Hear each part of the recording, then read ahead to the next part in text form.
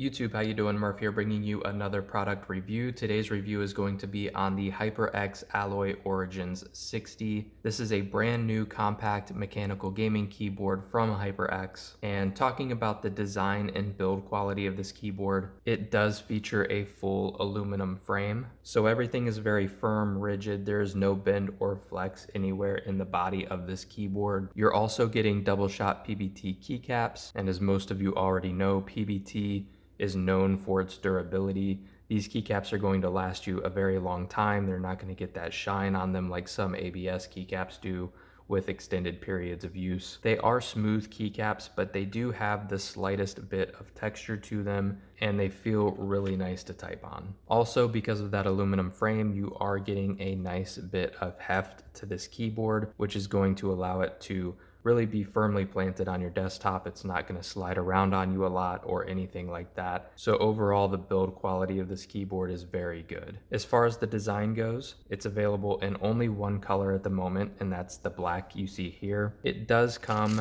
with a plain spacebar.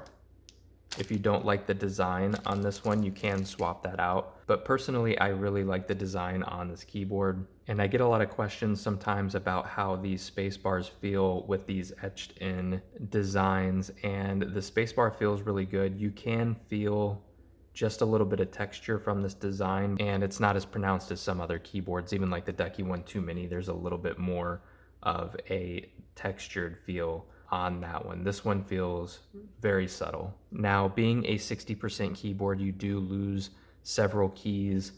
You lose the function row up top, you lose the numpad, you also lose dedicated arrow keys, the page up, down, home, print screen, stuff like that. But like most other 60% keyboards, it does have front printed legends. So in combination with the function key, along with those buttons, you do retain a lot of that functionality. This keyboard at the time of review only comes in the black color and the HyperX red switches. This is a brand new keyboard. It's only been out a couple of weeks. I do anticipate that at the very least, they're going to bring some of their other switches to this keyboard. They may even introduce new colors as well.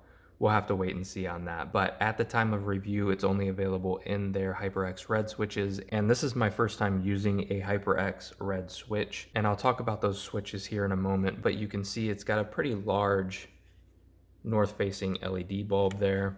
The RGB LEDs on this keyboard are very bright and vibrant, and the RGB just in general looks very, very good. It's probably got some of the best RGB lights on a keyboard that I've seen in a while. On the back of the keyboard here, it's got some very subtle HyperX branding here etched into the case. And then you do have adjustable feet on the back that adjust at 3 levels. The angles for this are 3 degrees, 7 degrees, and 11 degrees. So you do have some height adjustment there on the back. Now, as far as the switches go, I've been very pleasantly surprised. I really wasn't sure what to expect out of HyperX switches, but overall they sound and perform very well. These are modeled after Cherry MX Red switches, so they are linear, and they have kind of a similar sound profile to them, but they are slightly different, mainly in their actuation distance and their total travel distance. The Cherry MX Red switch has an actuation distance of 2 millimeters, whereas this is 1.8, and Cherry Red switches have a total travel distance of 4 millimeters, whereas this is 3.8. So there are some very minor differences there, but if you like linear switches, and especially if you are a fan of like the Cherry MX Reds or the Gatoron Reds, you're probably going to like this switch a lot. Now I'll do a little bit of a sound test for you on these HyperX Red switches, just so you can get an idea of what these sound like.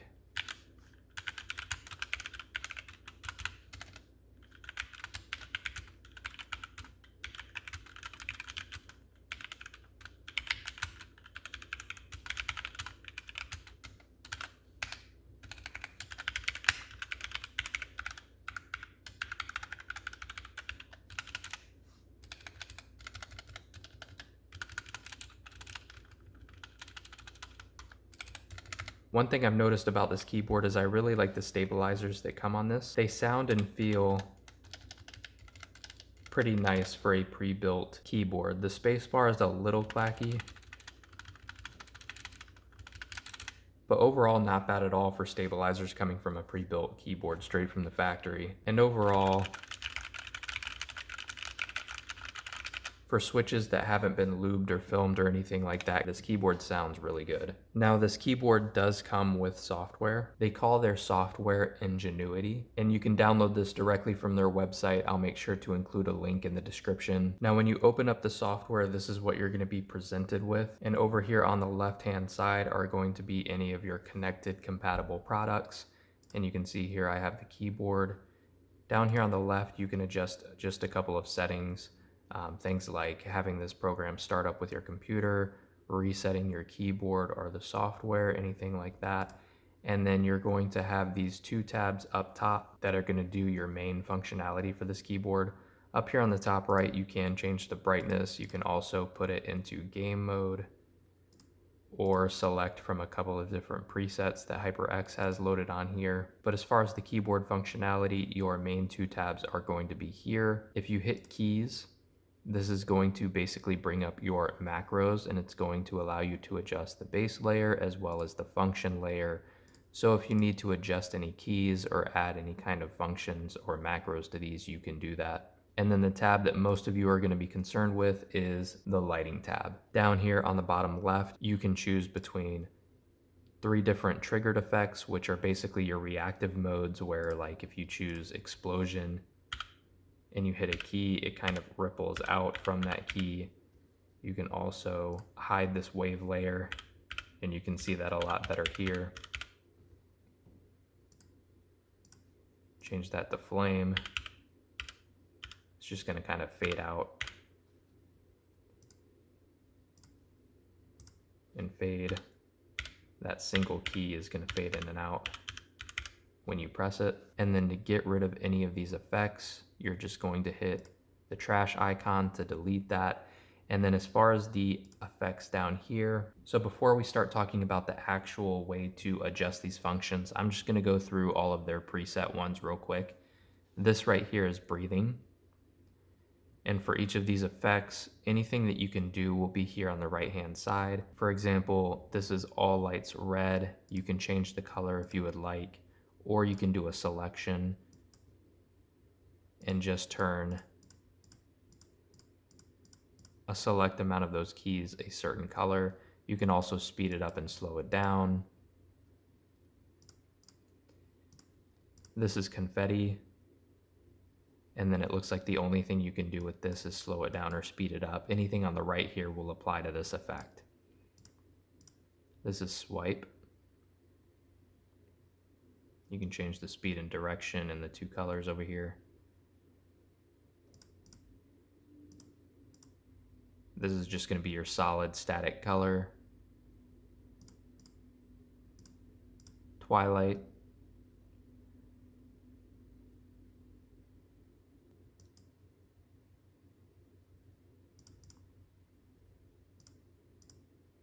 Wave, which is the default setting as well.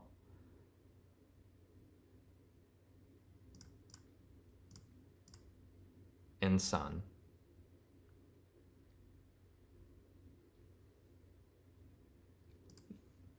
Now to talk about kind of a little bit, and kind of a quirk, I guess, about this software, but it's actually very functional. It's just the way they went about it is a little convoluted in my opinion. And I'll show you what I mean. For example, here we have a solid red color. And down here on the left, when you add these effects in, you have to almost imagine that this panel down here is like layers, like you would find in like Photoshop. So whatever is the topmost layer is going to be the most dominant. It's going to be the one that's on top. And then you can hide layers under it. And what I mean by that is, let's say you want to turn half of the keyboard blue and half of the keyboard red. I would choose solid, and I would do selection, and I would select these as red. Now you would think you could come over here and just select the other half and make them blue, but that's not how this works. You would actually have to select half of these as red, and then you would have to add in another solid effect. Again, kind of think of this as a layer. And if I make this color blue,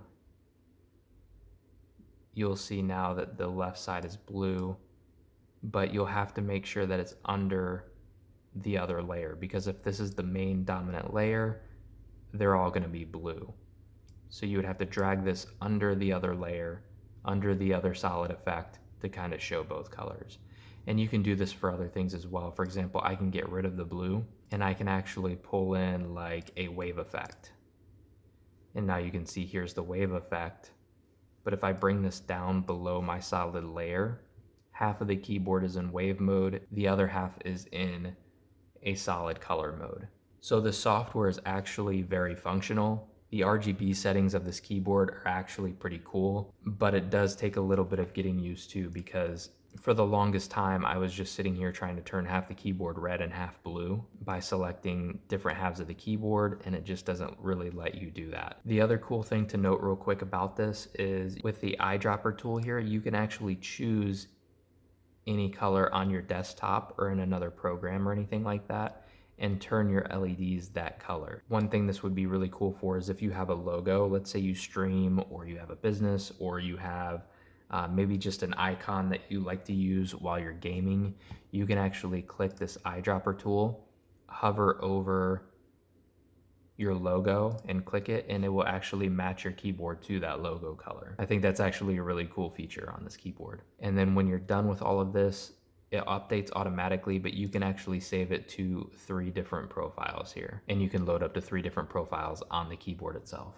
And that pretty much wraps up the review. Overall, this keyboard is very solid. The RGB LEDs that they use on this are very nice, very bright, very high quality. There's really not a lot to dislike about this keyboard. If I had any complaints, it would be that I hope they bring their other switch types to this keyboard, and I'm sure they will at some point. I really like the software that they have included here. The aluminum frame feels and looks very good, and I really like everything about the keycaps. The legends on them are very bold and very easy to read. I like the shine through for those great LEDs underneath, and it's at a very good price point of $99.99. Just to give you an idea of how that stacks up to other premium pre-built compact keyboards, you're talking about the An Pro 2 right there at $100, the Ducky 1-2 Mini $100, the Razer Huntsman Mini. I recently saw it on sale, but it typically fluctuates between about $100 and $130 depending on the switch type and what kind of deal they have going on at the moment. And then of course you have more of a direct comparison because of the aluminum frame. You have the Ducky 1-2 Mecha Mini, which I believe is right there around $120 or so. And that one, at least as of right now, does not have a software option yet. So really, I would highly recommend looking at this keyboard. If you're looking for a compact premium keyboard, this would be a very good option for you. Most of those other keyboards, with the exception of the Mecha Mini, are very similar in terms of build quality and functionality and stuff like that, except they don't have an aluminum frame. And while the Ducky 1-2 Mecha Mini does, it's also slightly more expensive, and at least as of right now, doesn't have a software option. So if you guys are looking for an aluminum frame 60% keyboard, definitely take a look at this one. It's really hard to find anything wrong with this keyboard. I hope you guys enjoyed this review. If you found this video useful at all, make sure to hit that thumbs up button. Also, I'll leave a link to all of my socials in the description below. But if you join anything, make sure you join that Discord server. It's kind of a one-stop shop for this channel. You'll be notified of any new videos that I post on YouTube, anytime I go live on Twitch. You'll be the first to know of any giveaways or anything like that going on. So make sure you join that Discord server. And if you guys have any comments or questions about this video, you can either ask in Discord or you can drop them in the comment section down below here, and I will get to those as quickly as possible. YouTube, we'll catch you later.